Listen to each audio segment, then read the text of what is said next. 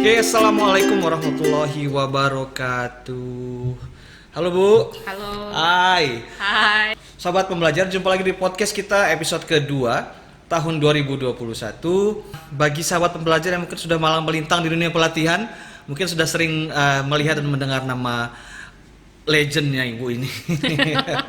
Beliau adalah Ibu Wiharyani. Assalamualaikum Ibu. Waalaikumsalam Halo. warahmatullahi wabarakatuh. Akhirnya Halo. ketemu ya Bu ya? Iya, setelah beberapa kali tertunda ya. Bukan beberapa kali kayaknya, beberapa puluh kali tertunda. Itu beberapa puluh kali. Iya, banget itu Bu. Nah Bu, langsung aja kita hari ini tuh mau ngobrolin mengenai mental kepiting Bu. Oke. Nah, crab mentality ya, gaya bahasa Inggris ya. Iya, crab mentality syndrome. Sindrom. Kalau sindrom itu berarti kadang-kadang muncul, kadang-kadang hilang. Iya, kadang Atau muncul, bawaan. kadang muncul, kadang hilang. Oh, kayak celebrity Dan- syndrome gitu Bu ya. Betul. Kalau di sosiologi biasanya lebih disebut dengan fenomena. Fenomena. Jadi masih bisa tobat Bu. Masih bisa.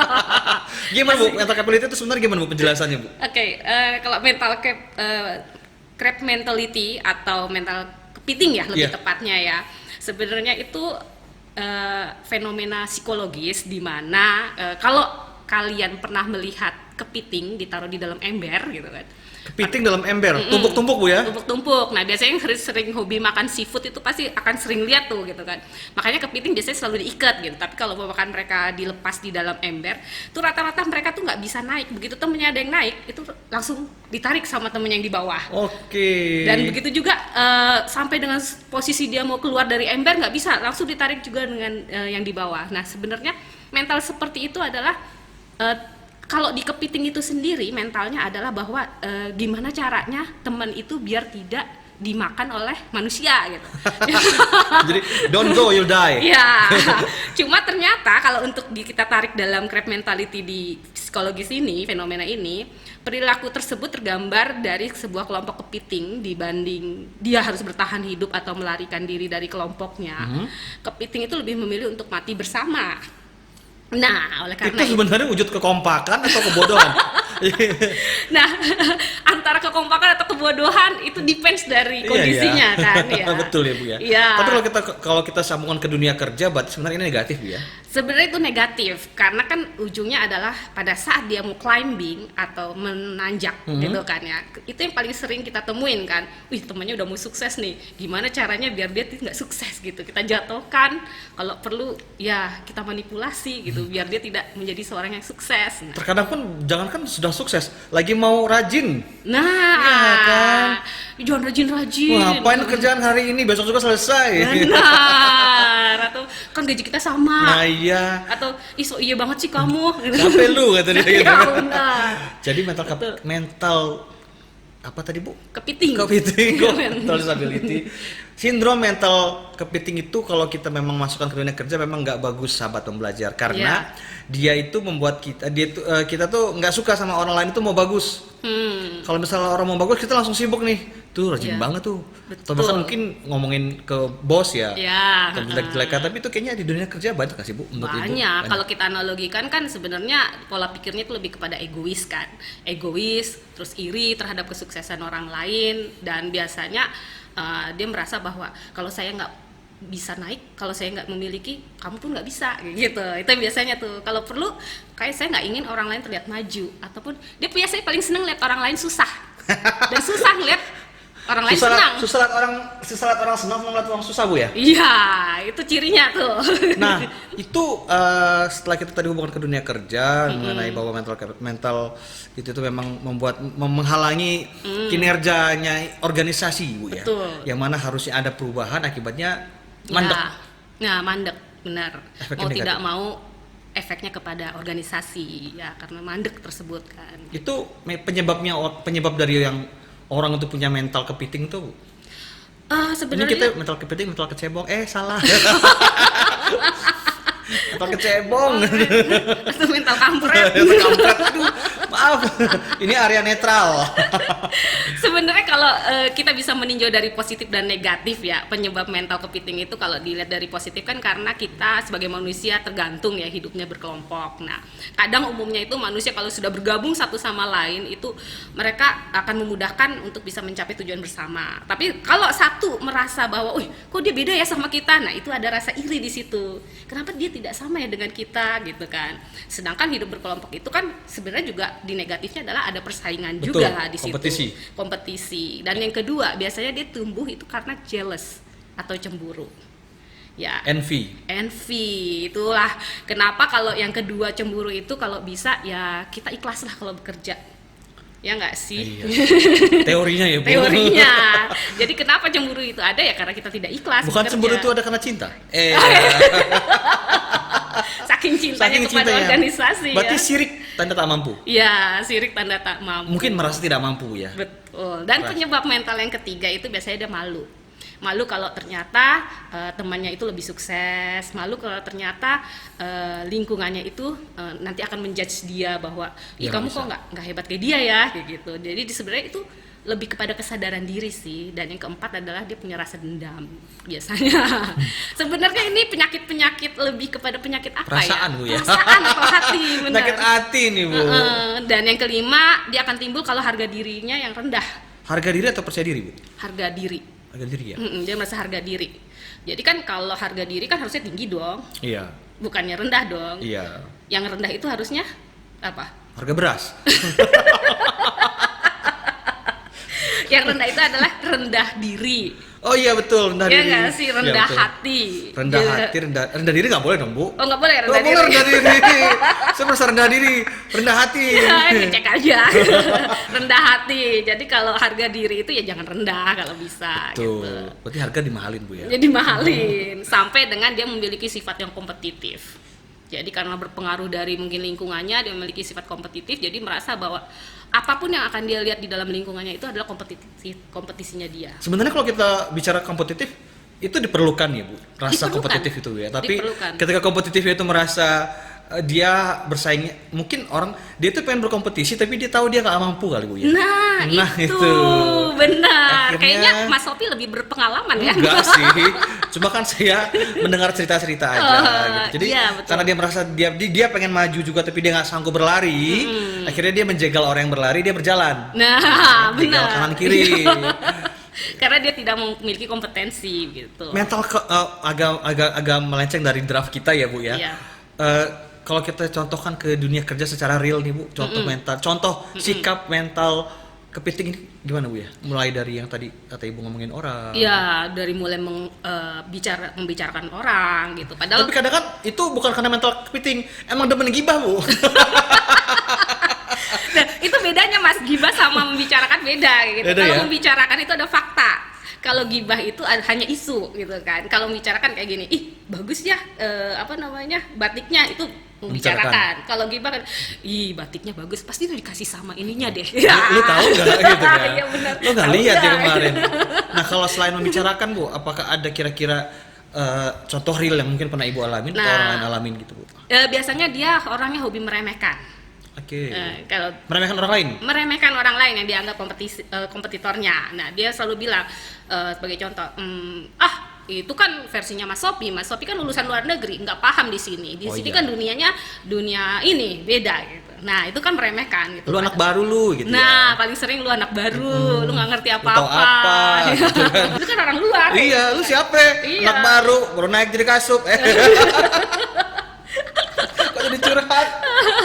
Sampai dengan biasanya lebih ke memanipulasi. Yang lebih parah itu pada saat dia sudah memanipulasi. Udah itu level atas itu, Ibu ya. Betul. Bisa membahayakan itu. Benar. Nah, mental kepiting yang sudah memanipulasi orang itu ini yang lebih serem. Karena dia akan bisa membalikan fakta, terus membuat sebuah chaos suatu organisasi. Betul. Itu dampaknya, Bu ya? Dampaknya. Chaos jadi nggak rukun. Jadi blok-blok. Benar. Blok gedung. Blok gedung. Dan dia biasanya ini Mas bergandengan nih, kalau orang model mental kepiting ini bergandengan dengan sindrom silo. Pernah dengar silo ya? Silo. Silo itu dia yang sakit jiwa. Itu psycho. Oke, saya jawab sendiri. Jok saya gagal. Itu psycho ya. Iya. Silo itu loh ya, rumah sakit. Ini joke apa beneran? Jadi Silo Dikit itu lagi, Bu, adalah dikit lagi gini, lucu.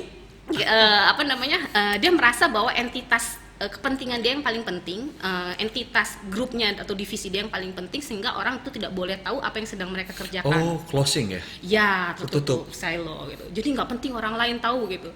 Ini hanya untuk kita. Nah, itu biasanya dia. Nggak tahu saya itu. Iya, saya dia barengan kayak gitu. Gandengan tuh karakter itu. Sudah tertutup, terus di dalamnya sikut-sikutan. Ya, benar. Carut marut, Ibu. Carut marut lah. Saya pusing. Nah, tapi kalau misalnya ada nggak sih Bu kepiting yang satu naik terus satu gandeng naik ke atas, naik, tapi kayak nggak ada ya? Nggak ada. Jadi berentetan naik ke atas gitu. Nggak ada. Kalau ada berarti bukan mental kepiting dong kita Makanya. sebut. Jadi beneran memang, tapi nggak di organisasi aja mentality ya Bu ya. Tapi kebanyakan kita konotasi karena prestasi, achievement ya. Betul, karena achievement tersebut. Saya kalau di dunia entertainment saya nggak pernah ada yang begitu sih. Nah, selain dampak, sekarang setelah dampak itu sudah ada kita bahas tadi. Nah, kalau misalnya di lingkungan kita tuh ada yang begitu Bu, kita apain? Nah, Kita sikut balik, kita omongin balik, kita aduin, apa kita buat status WhatsApp? Asal lo gitu. Lo yang jilbab merah gitu. Itu tuh tergantung sih kalau kita ketemu ya. Cuma kalau di secara realnya kita ketemu dan secara yang lebih teori yang benar, kalau ketemu model kayak gitu nggak usah panik gitu kan. Atau kita jangan sampai down juga gitu Iya, kan. Ih, kok aku direndahin ya, ataupun Aku langsung jadi play victim juga ya Bu ya. ya, Langsung kok begini dia, ya. Padahal aku jahat semua. lulusan dari Oxford loh kayak gitu. Kagak ada hubungannya, Neng. Ya kali Kita harus punya mental baja ya Bu ya. Ya, itu yang pasti mental baja. Terus yang kedua sebenarnya kita harus bisa memahami kenapa sih dia melakukan seperti itu kepada kita gitu. Sehingga Jadi dia yang salah, kita yang harus memahamin dia. secara tidak langsung, Tapi secara memahamin doang kan? memahami aja perilaku dia kenapa sih dalam situasi seperti ini kok kita dijadikan korban kayak gitu. Jadi jangan malah kita menjadi judgement berlebihan ya, ataupun menghindari orang tersebut. Mainnya kurang jauh tuh Bu, nggak kayak Ibu. Ya, kok kayak saya sih. Liburan gitu kan. Berendam, nyelam ya Bu ya. Keseimbangan itu Iya, mas. Udah habis duitnya? Balik lagi kantor. Betul tuh. Saatnya liburan, saatnya Iya. kerja. Jangan saatnya kerja liburan. Siapa yang begitu? Nggak tahu saya juga. Tadi apa lagi Bu yang harus kita lakukan? Ya, berarti kita harus memahami dia dong. Kenapa sih dia mencoba seperti itu, kayak gitu kan? Apakah memang kita terlalu show off? Itu juga menjadi tolak ukur kita juga. Jangan kita merasa menjadi benar dan kita menjadi korban judgementnya dia gitu. Dan pahami dulu lah gitu. Kenapa sih dia narik kita yang mau tinggi? Ups. Pakan. Naik kita menjadi level yang tinggi, tapi ditarik lagi sama dia ke levelnya dia, kayak gitu kan? Itu harus kita tahu dulu gitu. Kalau perlu ya diskusi lah Dengan dia. itu kan secara yang benar. Iya, Tapi kadang-kadang namanya hati manusia kan gitu. Betul. Udah males gitu, sialan gue lulusan Oxford kok lu lulusan apa. Kita tuh jarang yang namanya mau Direndahin. konfront Bu ya. Jarang. Itu biasanya dihindari, entah kenapa gitu. Mungkin Kan karena sebenarnya lebih bagus ya begitu ya. lebih bagus gitu. Kenapa sih Mas Sopi kok lebih menghindar dari saya? Iya. Tapi biasanya orang kalau udah di konfront itu malah enggak, gue nggak ngomong begitu kok. Ya, ya benar. Biasa Rata-rata gitu kan memang menghindar kalau dia merasa itu benar.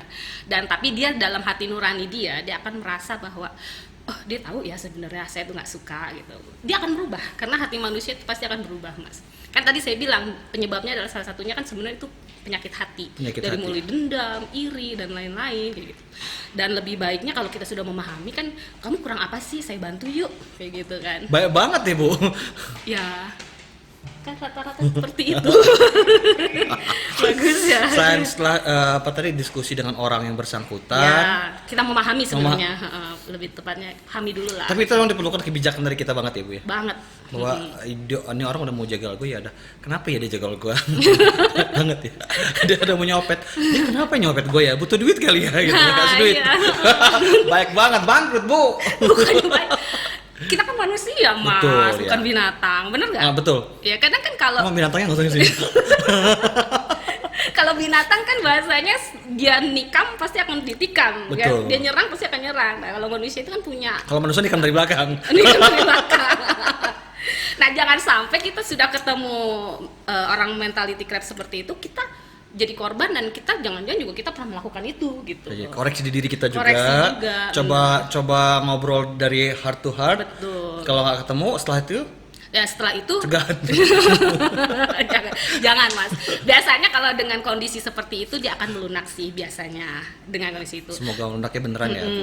Tapi yang kedua gitu, kalau kita menjadi korban nih, jangan juga langsung kita merasa bahwa wah kayak gini ya, terus kita putus asa gitu, atau terus kita menghindar. No, kita harus terus gigih. Karena kan berarti mau tidak mau kalau ada orang yang iri sama kita, ada orang yang suka sama kita berarti satu level di atas dia. Iya. Betul nggak? Apalagi kita mau coba ditarik ke bawah. Berarti dari batasnya, Bu ya. Ya ada gitu. Dan kalau kita sudah berada di level itu kan berarti kita memiliki kompetensi dong. Betul. Dan jangan lupa kalau sudah berada di posisi itu ya terus gigih, jangan malah nanti kita mau ketarik sama dia gitu. Don't go to his level. Nah, karena Gaya banget kalau kegigihan ini pula kan akan menutup kalau orang yang gigih itu tidak kemungkinan untuk bisa menerima kritik. Kalau udah menerima kritik nanti terus dia memikirkan, akhirnya dia jatuh juga saking banyaknya sering mendengarkan kritikan tersebut gitu. Akhirnya udah nggak sukses. Akhirnya nggak sukses dan dia berhasil si mentality itu, si crabnya itu. Dia naik kagak tapi dia ngejatuhin orang. Iya, dia naik juga susah. Berarti sahabat pembelajar itu harus punya mental baja. Mental baja, benar. Mental baja, otot kawat, tulang besi. Gatot Otot suka kaca lembur dong. gitu kan. Dan menghadapi yang orang yang punya mental kepiting itu slow. Benar. Jangan kepancing. Jangan ya kepancing. Kan? Terus maju tapi koreksi diri. Kenapa dia kira-kira apakah gua ada salah sama dia? Ya. Atau ajak diskusi. Apa yang bisa dibantu? Betul. Kalau bisa tarik dia ke atas. Ya, kalau bisa. Kalau bisa. Kalau bisa tinggalin aja udah. Karena kan tadi sindrom Mas. Betul, sindrom. Wah, bisa berubah, Bu ya? Bisa berubah gitu. Dan yang kedua, Kedua dari mana, Bu? Ini yang pertama apa tadi? yang pertama yang tadi mental baja Oh terus iya, gigi. betul. Benar nggak? Iya. Ya kan? Yang pertama, dari total keseluruhannya secara teori kan kita harus memahami. Betul. Berdialog secara informal. Itu pasti lah. perempuan tuh. Selalu ingin dipahami. Selain itu, Bu, selain gigi, Ya, selain gigi, terus yang kedua terus mengembangkan nilai diri sendiri. Kan biasanya kalau orang yang sudah berada di atas? di atas gitu kan. Apalagi sudah ada mental kepiting yang menarik dia orangnya biasanya kepercayaan dirinya itu lebih mudah untuk ditarik ke bawah. Rata-rata gitu kalau sudah ketemu mental kepiting. Nah, supaya percaya diri itu tersebut meningkat, coba menambahkan nilainya pada diri sendiri. Dalam arti adalah kalau memang posisinya sudah berada di selamat ya, kamu sudah menjadi pejabat pengawas kayak gitu. Berarti kan memang sudah kompetensi dia sudah berada di selamat situ. Anda sudah menjadi Widya Iswara A5D dengan dengan anak didik yang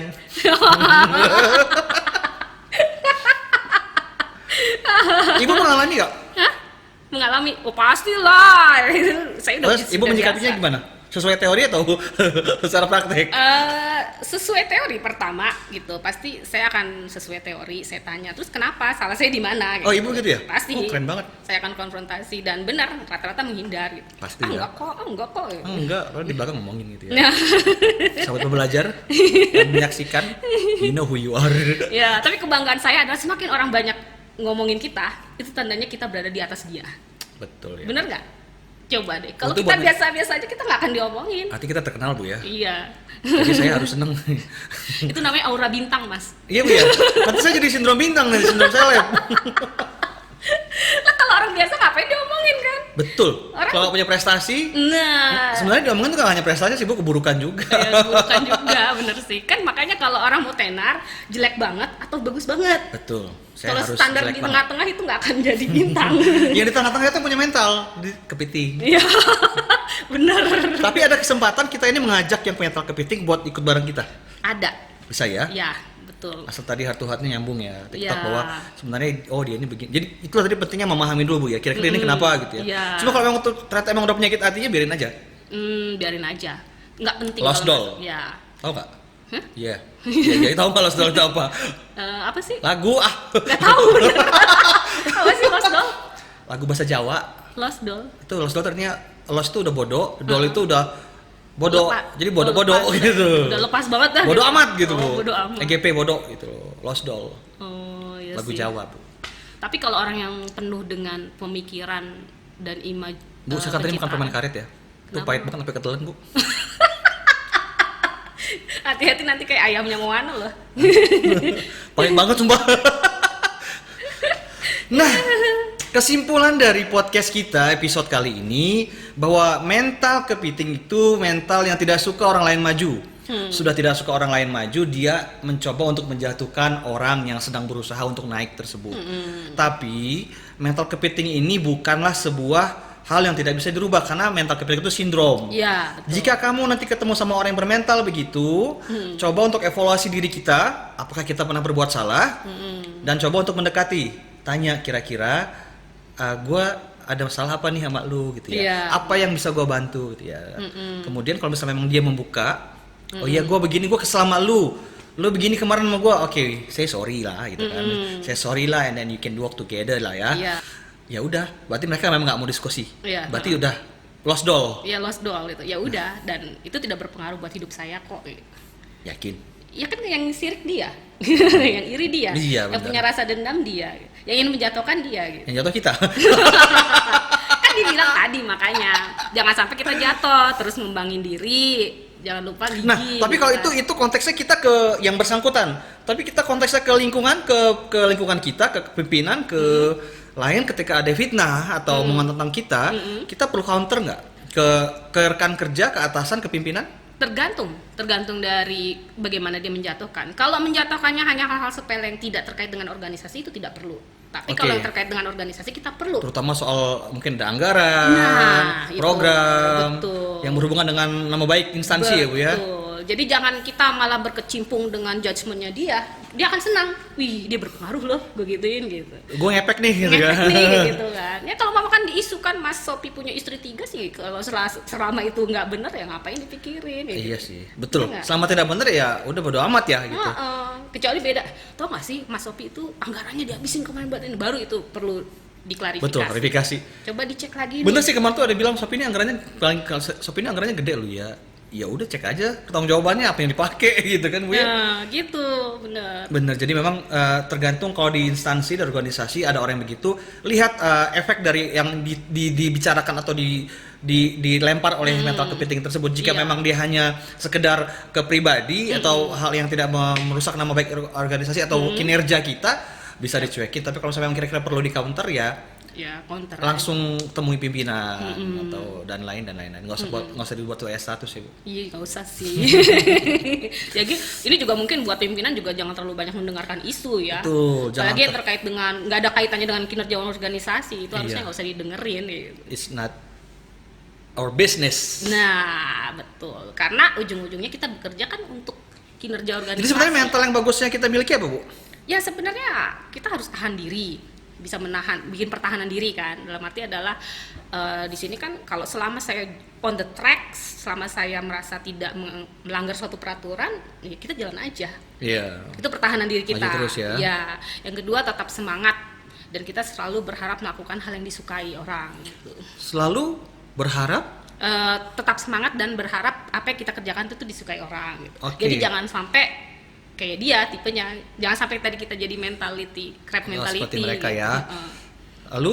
Ya karena kenapa ada yang disukai, makanya ditanya lagi, kamu kenapa sih kayak gitu ke saya? Berarti jangan-jangan ada perilaku kita yang memang tidak disukai kayak gitu. Dan yang ketiga terakhir adalah gimana sih kita bisa mengevaluasi diri kita gitu. Saat Tetap kita perlu merasa evaluasi diri kita juga ya. Perlu gitu. Karena mungkin kita punya sikap atau efek yang ke orang lain yang kita tanpa sadari. Iya. Oke, ada pesan buat sahabat pembelajar Ya, pesannya mengenai adalah mental kepiting.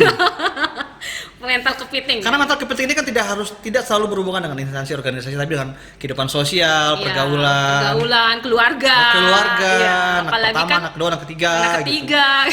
Sebenarnya untuk menghadapi mental kepiting atau crab mentality ini, kita nggak usah perlu terlalu terpengaruh dengan judgement mereka gitu sebagai orang yang melaksanakan mental kepiting ini. Tapi kita Oleh para kepiting. kepiting.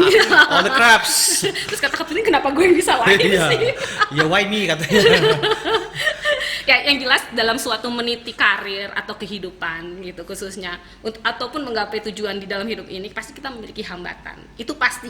Iya, iya. Ya nggak? Kalau nggak memiliki hambatan ya kita nggak akan hidup. Gitu. Betul. Sudah dikubur gitu kan selesai. Anak presiden aja ada hambatan. Nah, bener Ya itu. kan, apalagi kita. Nah, hambatan itu biasanya memungkinkan kita untuk menjadi gagal. Betul. Ya enggak.